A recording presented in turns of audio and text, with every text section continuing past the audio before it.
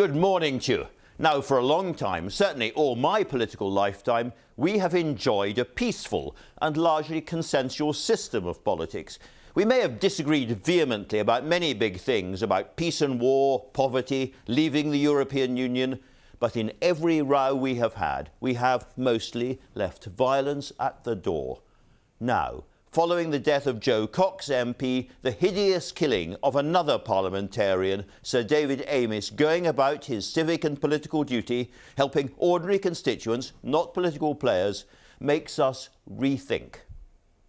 There are few phrases more often and glibly used than "it's an attack on democracy," but this week that is exactly what it was.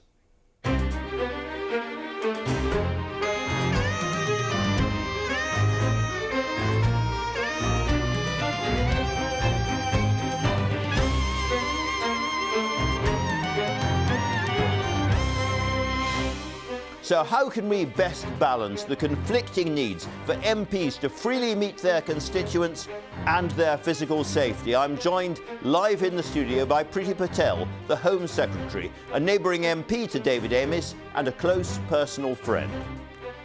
Talking about that and the rising COVID numbers, one of Joe Cox's friends, the Shadow Foreign Secretary, Lisa Nandy.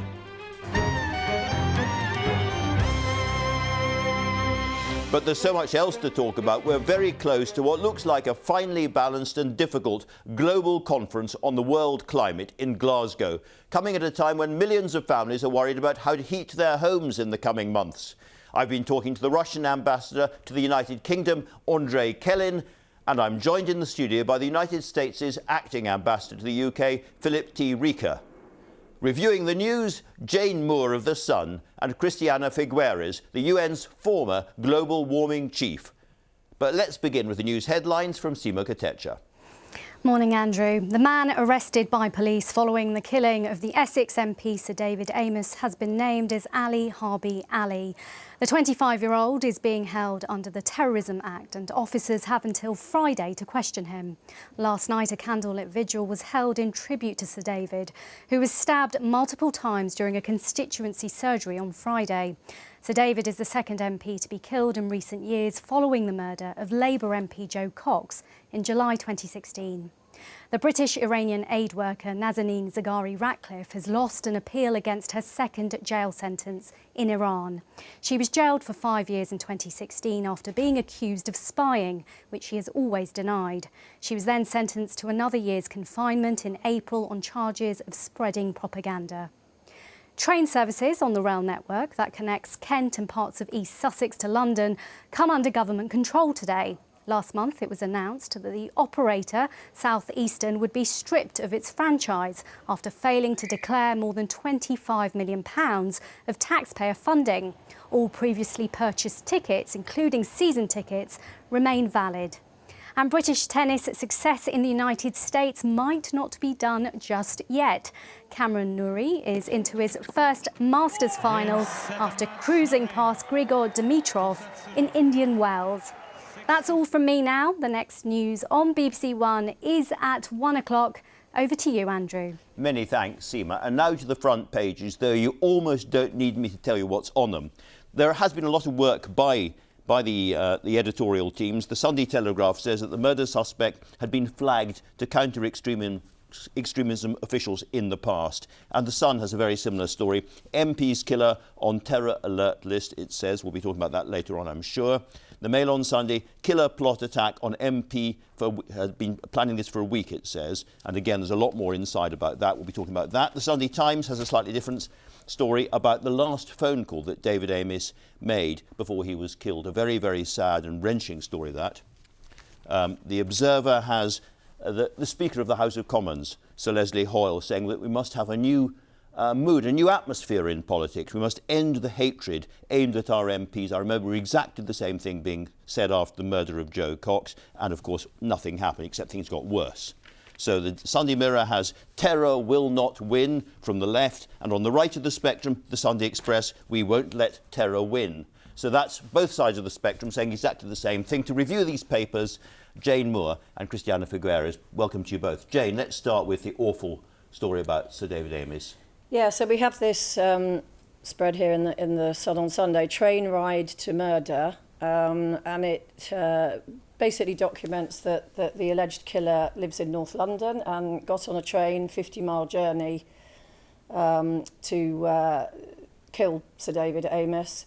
And as you mentioned there, it says here that he hadn't been on the subject of interest list with MI5, but he had been referred to the early signs of the government prevent anti-terror scheme as somebody that might be susceptible to radicalisation. But of course, we don't know yet the details of what the motive was. But it says here that several witnesses at the scene said that this young man didn't have a booking with Sir David. He turned up ad hoc. He was ushered in. Now, of course, this is going to reignite the debate again as to what security measures there should be in place. So presumably he wasn't a constituent? No, although it does says he may have family ties in the area, but no, he didn't live in the constituency. But again, you know, are we now going to see, so terror will not win? Great, but exactly. You know, when you do your constituent, are people now going to have to be searched on arrival for weapons?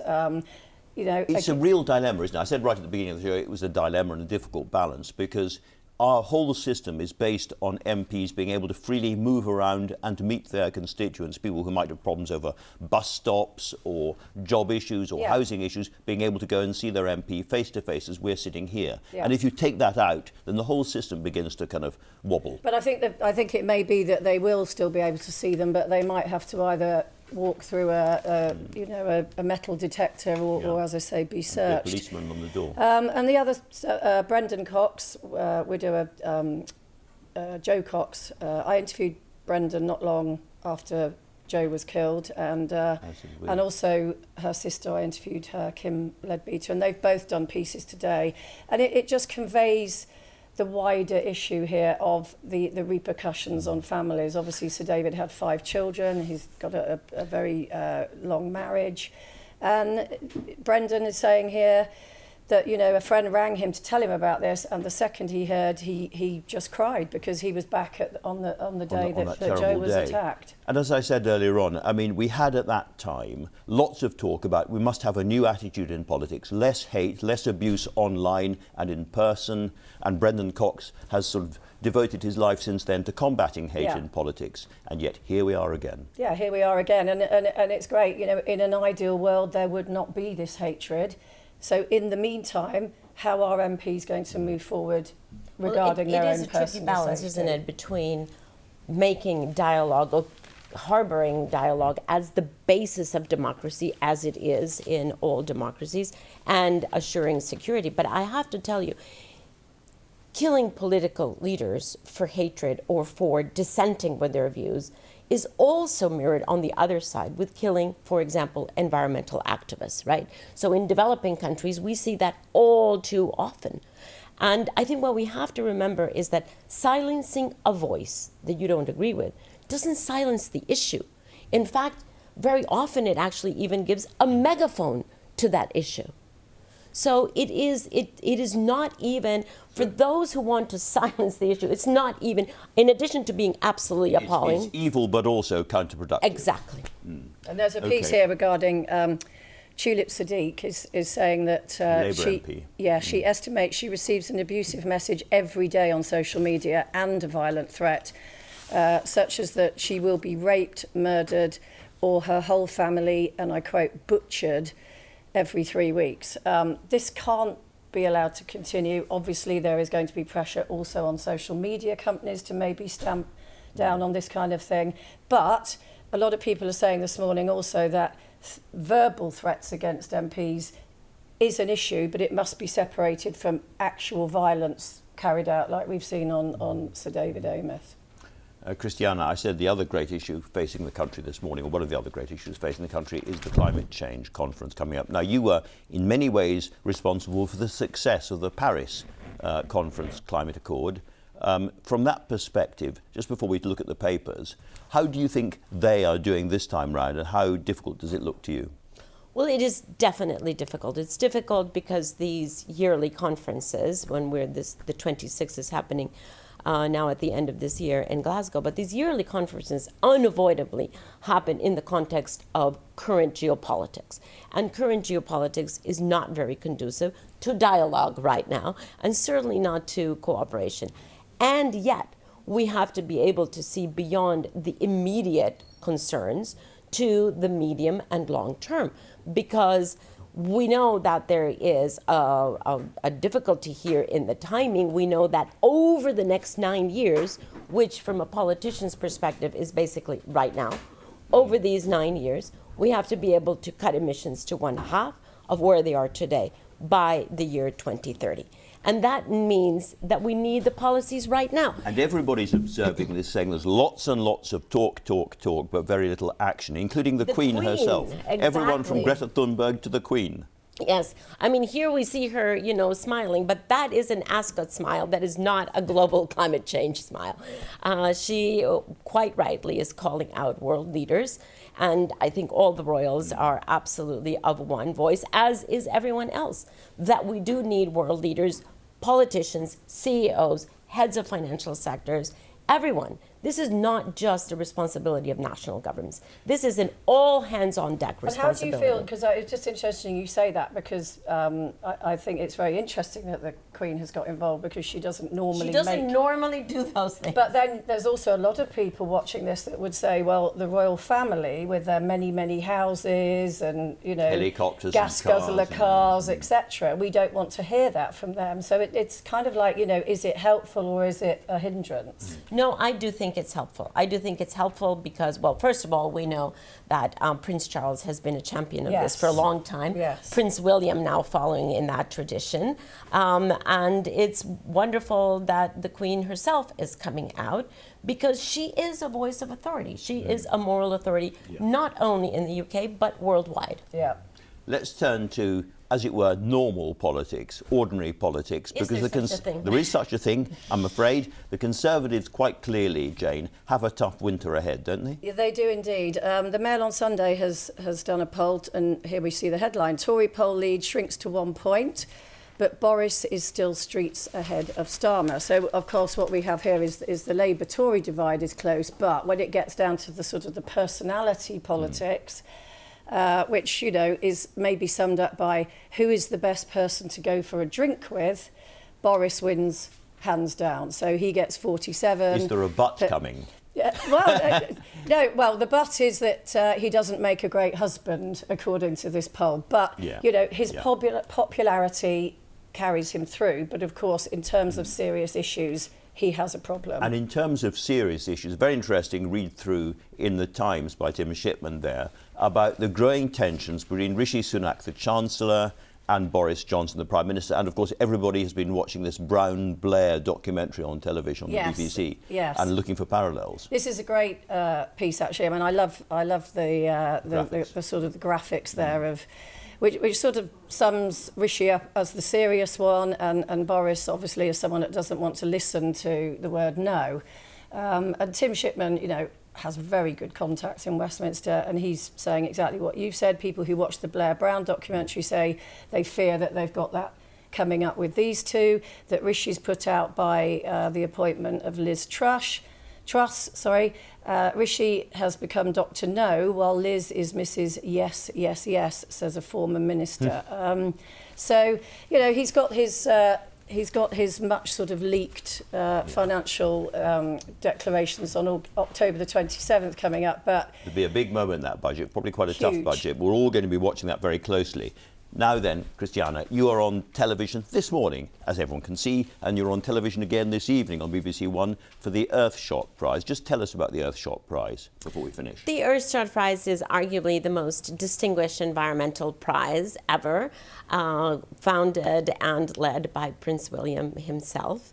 And it is a very exciting day in London, but also around the world, because the 5 winners of this will be announced today. We have 15 finalists, 5 different sections, 15 finalists, and the 5 winners will be announced today. What Prince William is really trying to do here, and I think the word Earthshot is the explanation, he's trying to highlight initiatives that have the best chance of getting us to where we need to go. So it's a positive thing. 8 o'clock, BBC One tonight. Indeed. Christiana, Jane, thank you both very much indeed for that. And so to the weather, some gorgeous days last week, but also, quite clearly, autumn's properly arrived and winter isn't so very far away. Over to Ben Rich in the weather studio. Ben.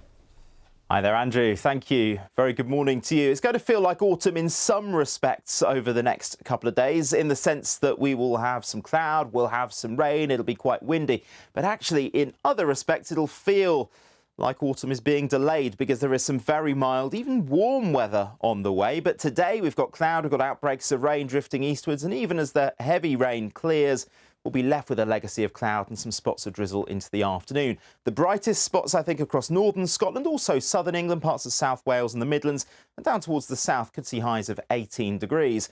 Tonight it stays mild, it stays largely cloudy with some spots of drizzle, some mist and murk in places. Those are your overnight lows.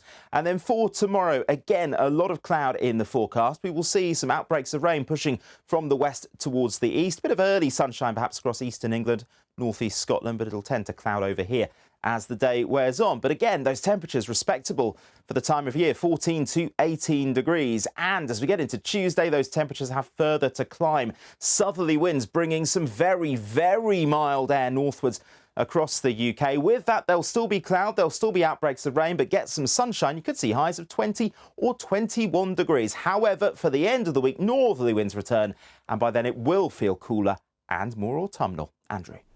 Well, I prefer cold and dry to warm and wet myself. My first guest this morning is the acting American ambassador to the UK, Philip T. Reeker. Ambassador, before we start to talk about other issues, we've of course had this terrible news this week about Sir David Amiss. Now, I know that in America, legislative politicians have been attacked physically and so on. Do you think we are now heading to a phase, partly because of social media perhaps, where politicians of different kinds just have to step back from the general public a bit? Well, first, Andrew, let me thank you for inviting me this morning, and let me offer again our deepest condolences on behalf of myself, our team at the U.S. Embassy here in the U.K., and of course you've seen Secretary Blinken's message on behalf of the American people as well on this shocking and really terrible event, the murder of Sir David, whom I never had the opportunity or honor to meet, but I can tell from the coverage, the reporting, he's a remarkable man. This is a time of challenge for democracy, as has been reported, as you've discussed. We feel this strongly. Anything that happens in the United Kingdom, we feel across the Atlantic in the U.S. I think we've got to have resolve. We've got to be firm. We cannot act with fear and anger, but rather with determination to see democracy forward. And President Biden himself has talked about this broadly as a period of inflection where democracy must prove itself over autocracy. Let me ask you then about the climate change conference coming up, probably the biggest international gathering, certainly in the world this year, the world perhaps for many years. We now know, or we read, that President Xi of China isn't coming. I've interviewed the Russian ambassador, and from that it makes it clear that President Putin may not be coming either. If the presidents of the world's most emitting country and fourth most emitting country don't turn up, can this conference actually succeed? Well, what I can tell you is that President Biden is coming. You've seen that announcement from the White House with an extremely robust delegation from across the U.S. government. Every agency, every department is a climate agency in our government, and this extends beyond government to being a whole of society approach as well. This is a priority for the president. He spoke about that with Prime Minister Boris Johnson when they met in the Oval Office a few weeks ago. I was there. Obviously, this is an opportunity to build on what we've done to reassure and reestablish the ambition we have. Special Envoy Kerry has talked about this, and I think what is key is what comes out of this in terms of the decade ahead, a decade that will be decisive in meeting those important goals established by Paris, and America is very much back in that process. You have a 1.5 degree goal. Many climate activists look at what the administration is actually doing and think that you're not doing nearly enough and you're not entirely serious. Let's just hear one of them. the Biden administration doesn't seem to take the climate crisis the least bit serious, since they are actually expanding fossil fuel infrastructure. So it shows that they are not ready to take action, which is unfortunate, but it was expected, unfortunately. So what would you say to Greta Thunberg? I would respectfully disagree and point out that President Biden has made very clear our focus on this, the importance of this. He has announced not once but twice a doubling, therefore a double doubling of the amount we're putting forward in terms of finance to help other countries, developing countries, meet their goals. And this will very much be discussed in Glasgow in the coming weeks. But she was saying that, you know, you're forging ahead with fossil fuel infrastructure, and looking at what's going on in America, she's right about that. Looking at what's publicly available in the States in terms of information, the Biden administration has so far approved 2,100 permits for companies to drill for oil and gas on US public lands this year. And if you look at what they're doing in terms of innovation, new technologies, renewables, the announcement just this very week of wind, and building of infrastructure across the coasts for wind. This is very much the focus of the president's infrastructure legislation, which is now being debated in Congress. He's determined to see movement on this as we build back better from recovery of COVID and focus on a green agenda. There has to be a transition here, Andrew, and that's very much what this is about. You're roaring ahead on oil and gas. The research group Oil Change International says there are at least 21 major fossil fuel infrastructure projects waiting on desks around Washington. Can you at least say they won't go ahead? They will transition. We're transitioning. We're already seeing this from carbon-based, hydrocarbon energy sources to renewables, to nuclear, to other areas. The same thing you're doing here in the United Kingdom, across Europe, across the world. And this is very much what the COP discussion focuses on. But this is very difficult because it's about consumption. It's about how people actually live. And we know that the average American emits far more CO2 than Chinese or Indians or indeed Europeans. You emit more per person than anybody else in the world. And I do understand that it's very difficult to get people to change their lifestyles, and that there is quite a lot of scepticism still about climate change in the United States. But we've seen a year again with terrible forest fires ravaging the West Coast. We've seen the typhoons and the hurricanes on the East Coast of Florida. Are those events changing America's mind about climate change? I think there is a real focus and realization on this. This is real. This is happening. And you do see across the United States a movement, particularly in the younger generations, where there is great interest, great focus. Greta speaks for that generation in many ways. And the president is responding to that. John Kerry, who has traveled the world focusing on engaging, building the impetus to move ahead, rejoining Paris as we have, getting the funding, working with Congress on this is all part of this, but it comes from a grassroots level too. So what would success at COP look like? I think, again, COP is the beginning of a decisive decade. It brings together all the work we've done. America is back since January, when the Biden administration came in and rejoined the Paris process. But in specific terms, what do you need to see out of that conference? We want to see a dedication to the goals of reaching the 1.5, heading toward net zero in terms of carbon. It's very ambitious, and it needs to be. And that means over that decade, seeing what we're doing. You're seeing things like the Earthshot. I have great admiration for what the Duke of Cambridge is doing with that to promote these environmental, climate-conscious efforts, and the innovation that's going on right around the world is really quite remarkable. Thinking about UK-US trade, many people would say the quickest route for the UK to get a comprehensive deal with the United States is to wait for a Trump re-election. I think we need to focus on what is the reality today.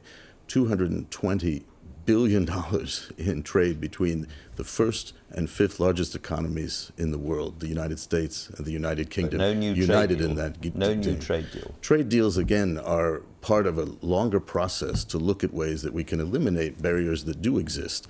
But what we have to focus is on what we do have, and that is this enormous level of trade as well as two-way investment. And we see that growing as we emerge from COVID. As we sit down to get this new trade deal, does everything have to be on the table?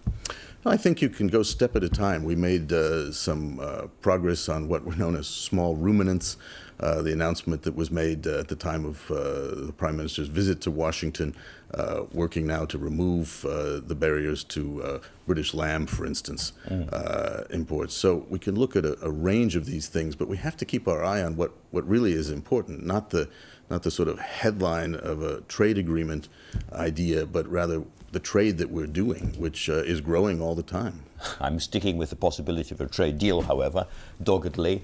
Things like the price of medicine, access to the National Health Service, the way food is produced, do those things have to be on the table for a trade deal to be agreed with America? That's really a matter for our U.S. trade representative in terms of working on that. A trade deal also involves the Congress, which is far more complex than what we do at the executive level. And there's a lot going on before Congress right now. The President discussed with the Prime Minister his agenda, that is President Biden's agenda before Congress. We need to get our own house in order in terms of building back the economy after COVID and working to make our economy strong, and trade will be a big part of that. Now, President Biden has announced very clearly that British people can go to the States again as tourists or as visitors. We have very high COVID rates in this country, rising at the moment. Could that agreement be revoked again? Could that permission be revoked? I think what we're delighted to see is the announcement that as of November 8th, there'll be a new way forward on this, as the President had earlier announced, those who are vaccinated. And you've done a marvelous job in this country in vaccination, which has made all the difference. And we're waiting for the specifics and details of how the two-jab approach will be monitored, will be recorded, and allow travel. So lifting this travel ban that was put in place, obviously, as we faced the pandemic a year and a half ago. So we could rely on going to the States again, can we? I think that's what we can see, and as of November, many people can go for Thanksgiving. I have been quite properly calling you Mr. Ambassador during this interview, but you are in fact the interim ambassador, the chargé d'affaires. Chargé d'affaires, yeah. An old French phrase. When are we going to see a full-time ambassador? Well, it's a process, Andrew, that takes time in our system. I expect that the President will nominate a new ambassador in the coming weeks or months. And then, of course, our Senate has a role in this, as laid out in our Constitution, to provide advice and consent. They have to confirm a new ambassador. In the meantime, Secretary Blinken and the President asked me to come here, having headed our European affairs at the State Department, and I'm delighted to be here working on behalf of our wonderful bilateral relationship. Well, Ambassador Reeker, I think you'll be here for Christmas. Thanks very much indeed for joining us for now. Thank now, you. I'm joined from Salford by the Shadow Foreign Secretary, Lisa Nandy. Lisa Nandy, as we start, can I just ask you first of all about the terrible news about Sir David Amiss? You were a close friend of Joe Cox, so what are your reflections this morning? I mean, I think most of us are just feeling like we can't believe this has happened. We can't believe it's happened to David. We can't believe it's happened again. I think a lot of MPs are in a state of shock. I first met David when I was first elected to Parliament. He was one of the first MPs that I met, and it was through some work on an all-party parliamentary group on children in care. I think what you've heard with the outpouring of love for him over the last few days is that he was so involved in so many things that were all about trying to improve the lives of people who often didn't have a voice, and he was willing to work with whoever it took in the political system in order to change that. I wish people could see that a lot of that does go on behind the scenes, for all the shouting and yelling that you get at PMQs and the sort of pantomime that plays out every week on a Wednesday. There are actually lots of MPs just quietly trying to make things better for people behind the scenes, and I wish more people knew that. Yes, because we talk about trying to take some of the heat and aggression out of politics. I guess you probably disagreed with Sir David Amiss about most of the big issues on Europe. There wasn't much you agreed with that, and yet you got on very well personally.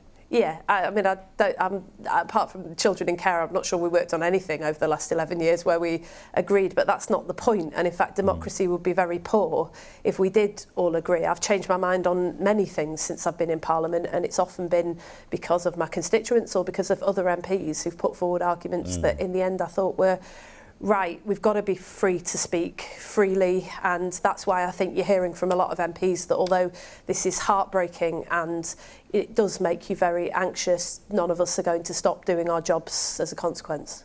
It's interesting you say that, because since this horrible killing, we've seen a lot of accounts of the really vile, personal and violent abuse faced by MPs, and I may say particularly female MPs. Do you feel safe doing your job, going around your constituency?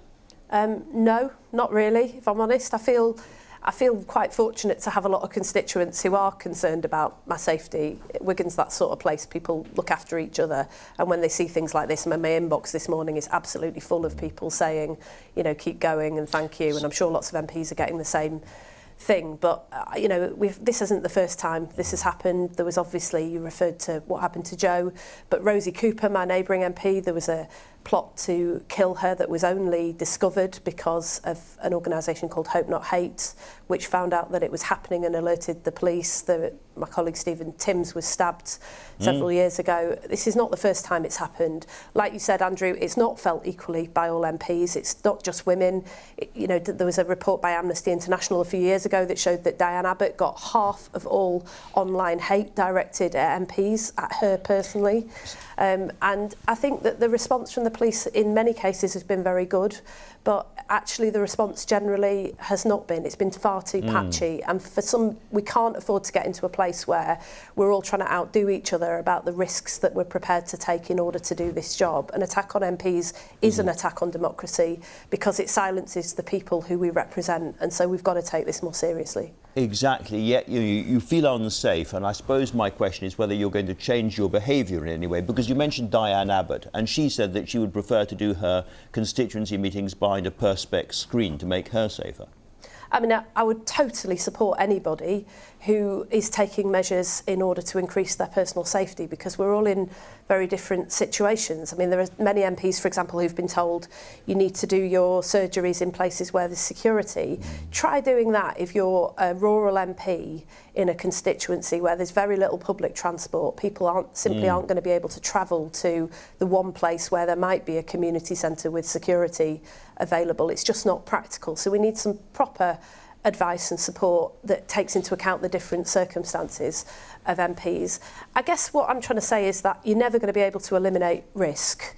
There will always be risks because we're public figures and we're open and accessible. We're human beings. We pop to the shops. We have families.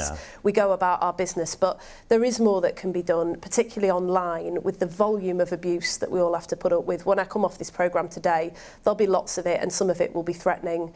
No action has ever been taken about people who've threatened to harm me online, despite the fact that there's been reams of it over the last decade. I think that has got to change. So specifically, there will be threats made against you online, physically, after this interview. Do you think the social media companies have the obligation and should be forced to publish the names of anonymous people attacking public figures like that?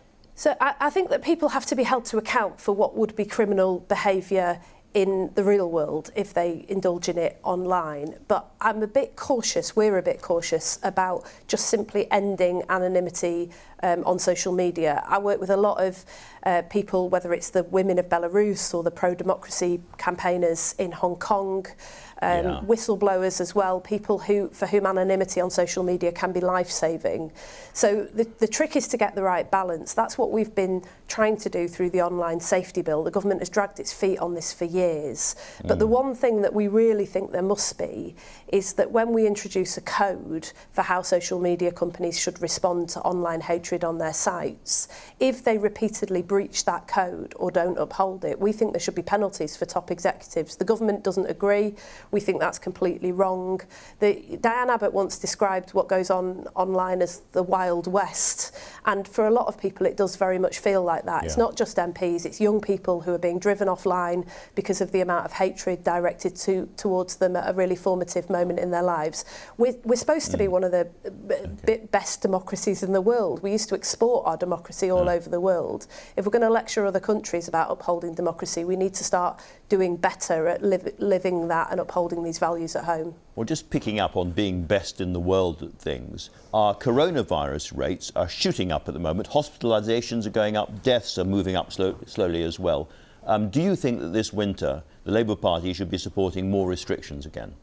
I mean, we'll obviously look at that. We listened to Jenny Harris on your programme the other week talking about some of the restrictions she thinks may or may not help. And we've always said that we'd want to be guided by the science. But as always, what we'd like to see is proper action on the things that we know are already a problem. So building ventilation, we still had very little in the way of action from the government on that, and that's a particular problem in schools. I'm very, very worried about the number of young people that are still missing large chunks of their education as a consequence. And in the end, our priority will be to make sure that we defeat this virus and that we come through the winter with the NHS not overwhelmed. So, of course, we'll support measures, sensible measures that can be implemented in order to do so. All right, Lisa and Nandy, thanks very much indeed for talking to us on this slightly serious morning, but thank you so much. Thank you. Now then, as gas prices continue to soar, there have been accusations that Russia is manipulating the situation to force through the approval of a new gas pipeline that would strengthen its hold on the world market. There's also new tensions with the UK after two BBC journalists, Andrei Kelin and Sarah Rainsford, were sanctioned by the regime. Sarah Rainsford is now banned from entering the country, where she has reported for years. Well, I sat down this week with Andrei Kelin, Russia's ambassador to the UK, and began with gas. Is Russia withholding supplies for political reasons? Certainly we do not withhold it for political reasons. But Gazprom, this is not a pump station, of course. The President has described allegations that this is politically motivated as blather, and yet the Deputy Prime Minister, Alexander Novak, said that Nord Stream 2, which is the gas pipeline running through to Germany, which is still being held up for approval, so he says approval would give a positive signal and cool off the current situation. So which of them is right? I don't see any contradiction. Not at all. What is absolutely a fact of life is that the pipeline Nord Stream 2 does exist. It is ready. It is prepared for use, and we expect a final go ahead from Germany.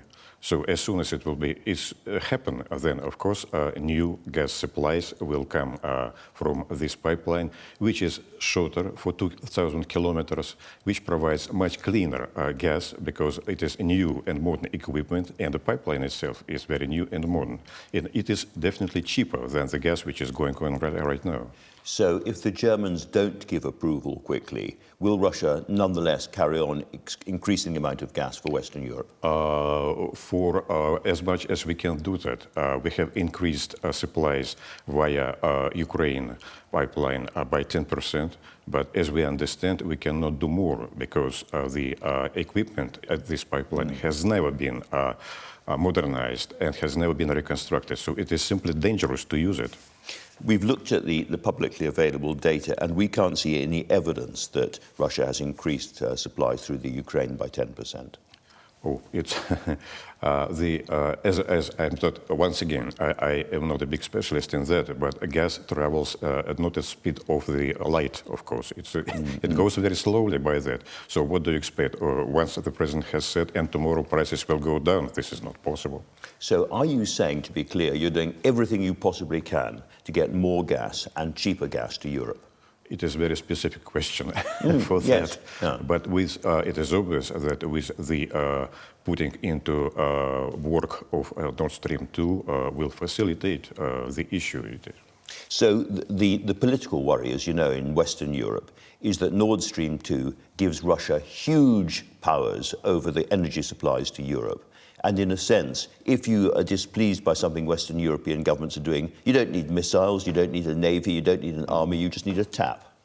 Very interesting. You know, I have a tap down here in the basement of my embassy, and it depends on me whether I will close it or open.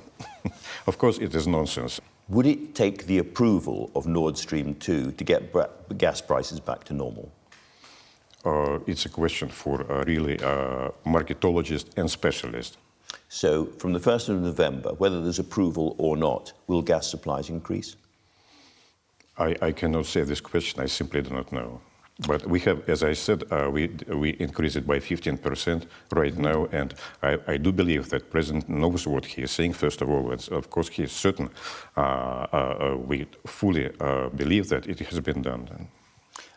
Does President Putin, do you understand quite the pressure that's being put on British families, European families, and their budgets, and indeed on European companies by this? It is a really, really big crisis point for Europe.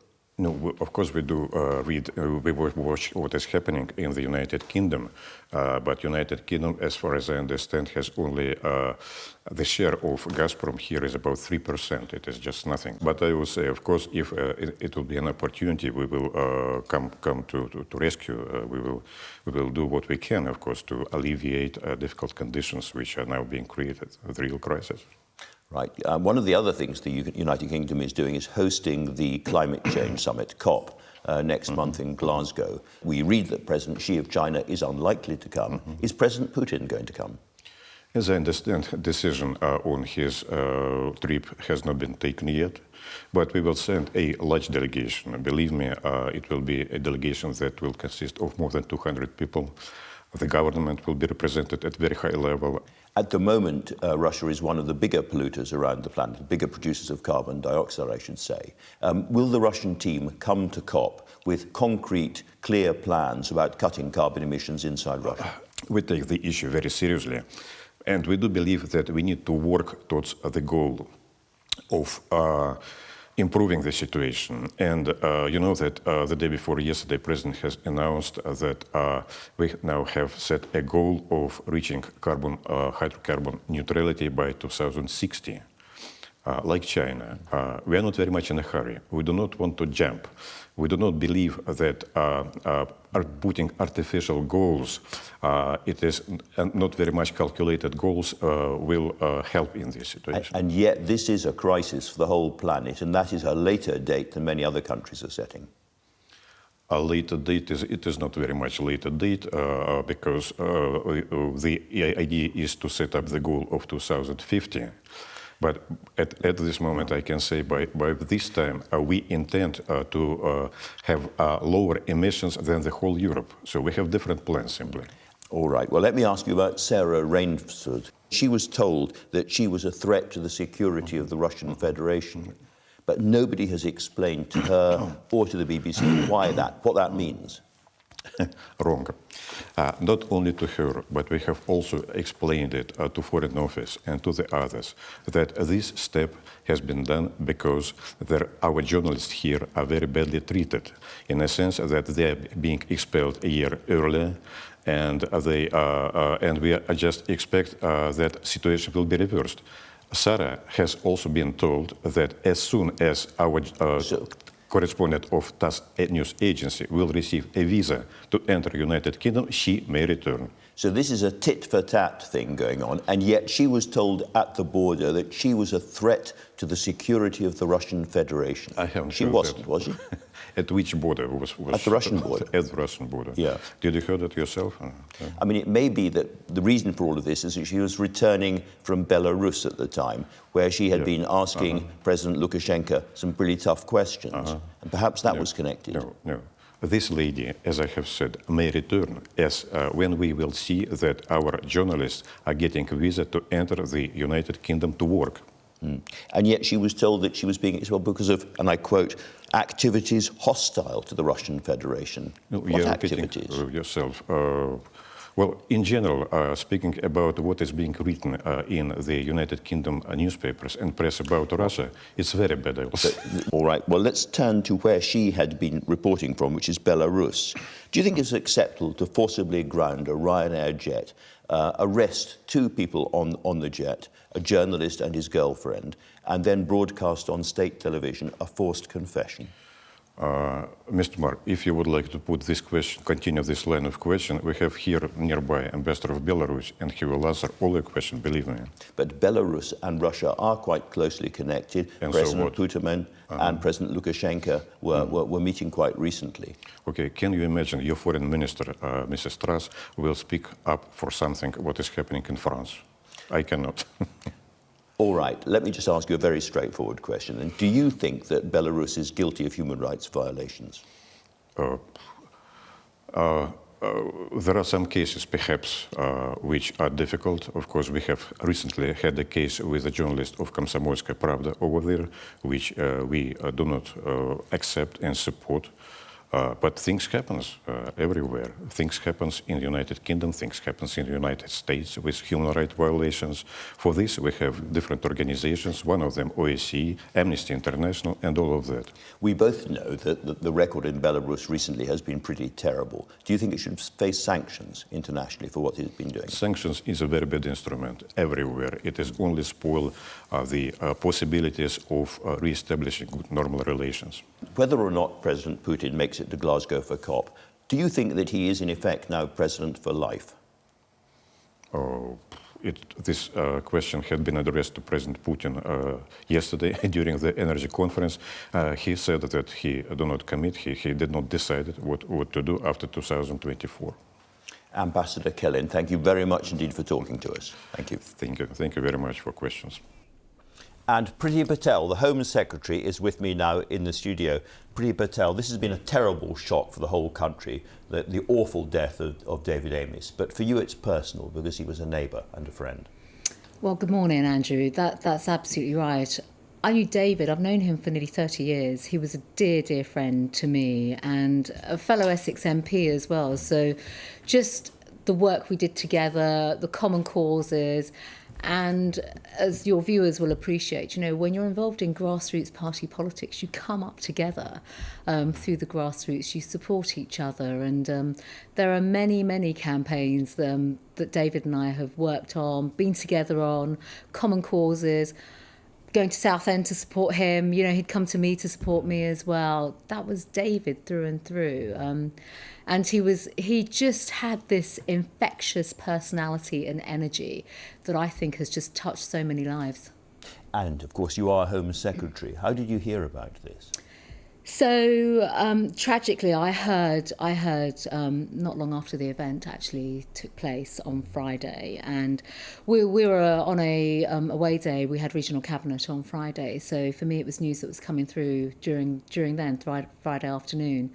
So as you can imagine, both as Home Secretary and David as my neighbouring MP, a close friend and colleague, I was desperate, absolutely desperate to find out everything that I possibly could around the circumstances. And then, quite frankly, our world was shattered as the news started to come together, the details emerged for all of us and for David's dear, dear family.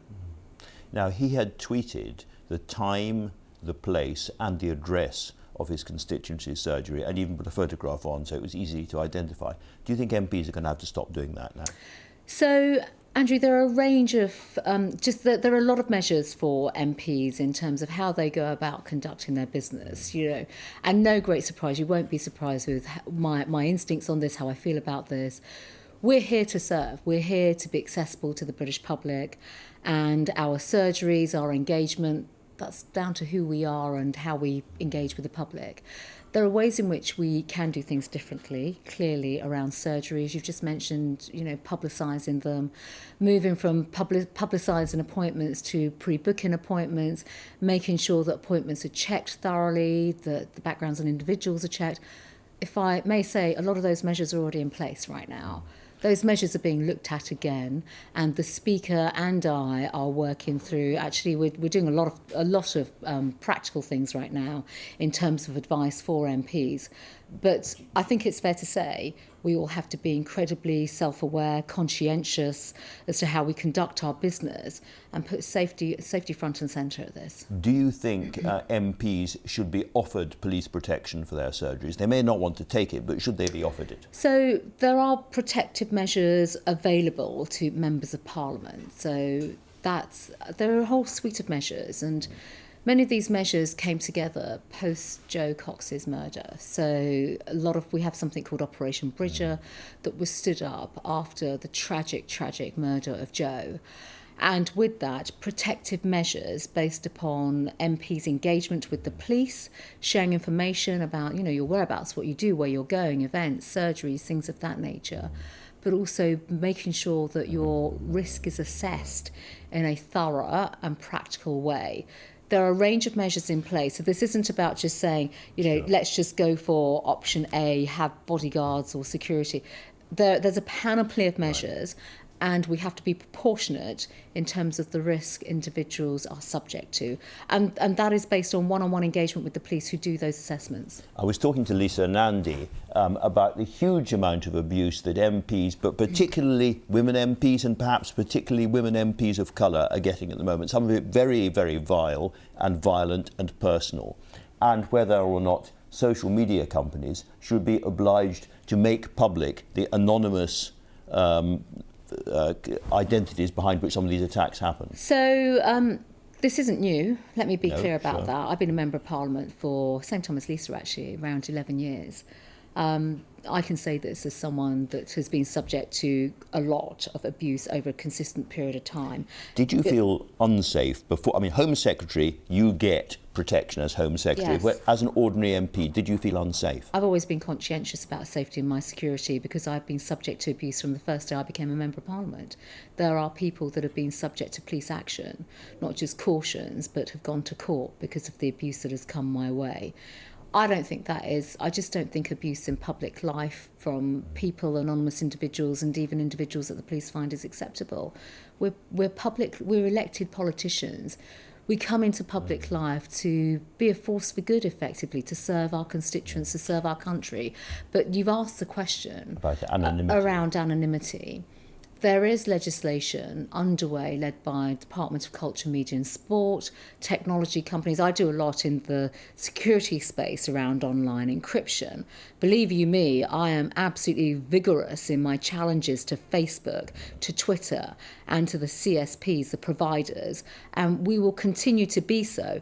There is this whole issue about anonymity, but it has to be proportionate and it has to be balanced. People also use media, social media, through anonymity for a range of pro-democracy movements, for example, and raising a range of other cases. So you have to be careful. We can't just apply, a binary approach.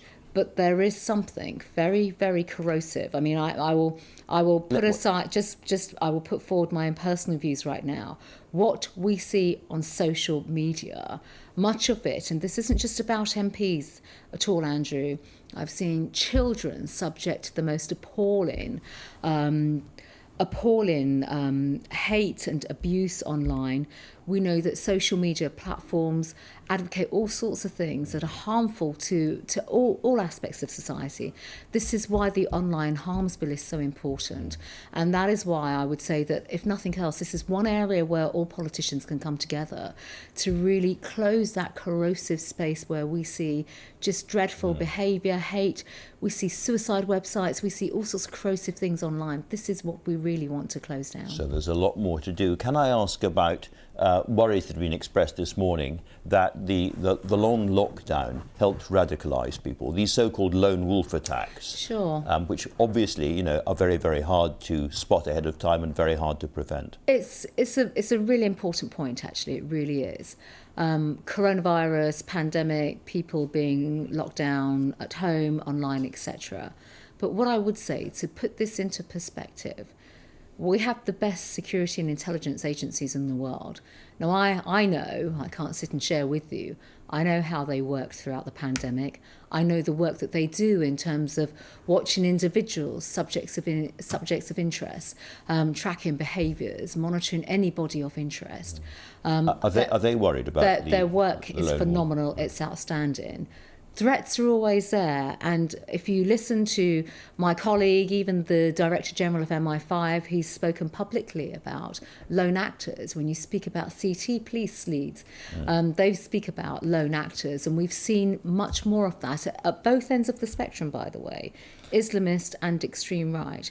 But what I would say is that across our CT police, our intelligence policing and agencies, we have the best intelligence and security services in the world. And the work that we have put together more broadly in recent years, counter-terrorism operations centres, etc., looking at intelligence and fusing that with other aspects of information is first class. Before we leave this subject, you know Sir David Amiss and what he would really like as his monument, because he talked about little else. He would like Southend to be named a city. Is that something the government could do? Do you know, it brings a smile to me and it warms our heart, because I think one of his last PMQs, actually questions to the Prime Minister, I was in the chamber, was about Southend, and I know Southend as an Essex MP as well. Look, that's not for me to say at all. You know, there'll be working government on that. But it could be done. But all I would say, I mean, you know, we will always have. I think when David's name is mentioned going forward, he will just bring great cheer and smiles to everybody, because he was Mr. Southend, he was Mr. Essex. You know, he would always put Southend front and centre of his work, and that was David through and through. Well, let's turn to something that I'm sure is front and centre of your day-to-day work, which is the migrant crisis going on at the moment. In 2019, you promised that you'd make channel crossings an infrequent phenomenon. And then last year, in August, you said you were working to make the route unviable. Now, so far, 18,000 people have come across in 2021, and that's already more than double the 2020 numbers. So when are you going to get a grip? So first of all, we are seeing unprecedented numbers of people, not just crossing the channel or trying to cross the channel, but actually migrants moving around the world. And you just have to look at a lot of the work that takes place upstream. I should also say post-Afghanistan as well. Look at migrant flows and the migrant crisis that are still building up there as well. Pakistan border, Iran border, etc., etc.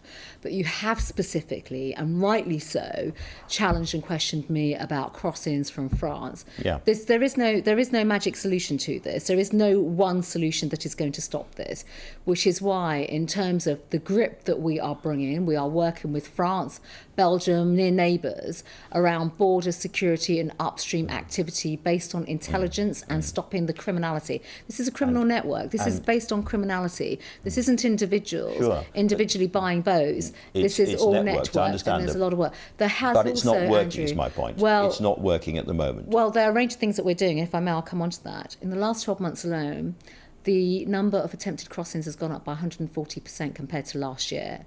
There have been over 10,000 preventions this year. So when I say this year, I'm speaking January to August this year by France. So we can't say that it's not working. Interceptions are working. The French police, who we are supporting, the gendarmerie, we have a lot of work taking place with France on intelligence and also policing and providing resourcing. That is working, but also the numbers are going up, which leads me then, Andrew, to some of the measures that we are bringing in place. Again, none of this will be fixed overnight, and I'm very vocal about this. As you know, I've spoken about this many times. No short-term solution, no quick win, no quick fix. That is why we are changing our legislation in the United Kingdom. The Nationality and Borders Bill. So we have to end many of the pull factors that are bringing people to the United Kingdom. We want to stop the criminality. We are increasing penalties for people smugglers. We're doing much more in terms of intelligence and cooperation and that sharing upstream as well. We want to do much more on returns agreements. There's a panoply of activity that we are doing. It's just that we keep reading about one measure and then another measure, British vessels turning back boats. Yes. And, you know, what happens if people jump off the boats? There doesn't seem to be any easy answer to this. Well, this is a complicated issue. I come back to my point. There is no one solution that will fix this. If it was, believe you me, I'm sure all my predecessors would have resolved this previously. And actually, speaking to my predecessors, I also recognise much of the work that was undertaken to stop illegal migration. Let's not forget, throughout the pandemic, there's been less air travel, there have been fewer lorry movements, hence the reason why there's more illegal migration through this very visible medium of channel crossings. It is completely, it doesn't sound, Home Secretary, as if you expect the situation to get any better anytime soon. We're working to absolutely go after the people smugglers and reduce the number of crossings. Let me be very clear about this, and I'd say this to your viewers as well. This is the work of this government, and it is night and day. There is no complacency here, but it is difficult. That is why we're bringing the Nationality and Borders Bill forward. That is why we're bringing legislation forward. Okay. That is why Border Force have new powers and will have new powers in terms of returning boats or pushing back, but also intercepting at sea. All within the law, I should say, as well. Sure.